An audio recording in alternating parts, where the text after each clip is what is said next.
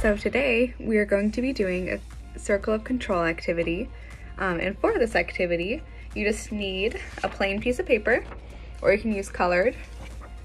And I'm using a box of crayons to draw on this, but you can use markers, pens, a pencil, whatever you have around the house. There are a few different ways that we can do this one, whether that be drawing a picture of a hand or having a visual. So if you have a jump rope or a string, you can make a circle and you can have different cutouts that you can put in that of situations that kids can control versus what they can't control. But for this one today, we're going to take our crayons and draw a circle on our piece of paper. So there is my circle, and it is not perfect, but that's okay because sometimes things don't go perfectly according to plan, and that's something that you can also talk about with the kids when we're working together. So inside the circle, I write in our control, and it's kind of hard to read on here, and then outside of the circle, we say out of our control. And it can look something like that.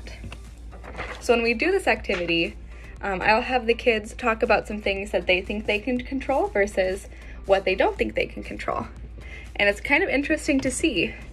And different kids of different ages might have a little bit difficult time doing this because some of that, when they hear out of control, they might think that they're just being crazy, or they might think they have a lot of energy versus things that they literally don't have any control over. So for things that are in our control, we could say somewhat our emotions, or at least how we respond to our emotions. And when talking to kids about this, a lot of times we find that emotions are a big one that cause frustration, and things that aren't in our control also cause frustration because they're not in our control, so we don't know what's going to happen with them. And some of those elements of unknown are what cause a lot of stress for kids. So in our control, we could say emotion, we could say words that we say to other kids. Out of our control, you might get things such as family or mom and dad. And that one's a big one as well because some kids wish that they were in control of the family, and when mom or dad tells them to do something, that makes it extra frustrating for them. So we have this way that we can do that, and kind of this visual of just having that circle, it can kind of help kids see that, oh, these are in my circle of control versus all these words out here are kind of things that I can't. So also out of our control might be going to school, which is a good thing to talk to kids about as we're coming back to the school year. And I know a lot of them have frustrations about having to go to school. They don't find anything fun in school. So it's kind of just a simple activity, and it's a good way to just have a visual for kids to see like things that we can control and talk about some of those frustrations and why it's frustrating that we can't control them, versus when we can control things, like how do we respond, what are our actions, what might we say to others that can be kind or hurtful. So kind of just a simple thing that we can do for BHIS.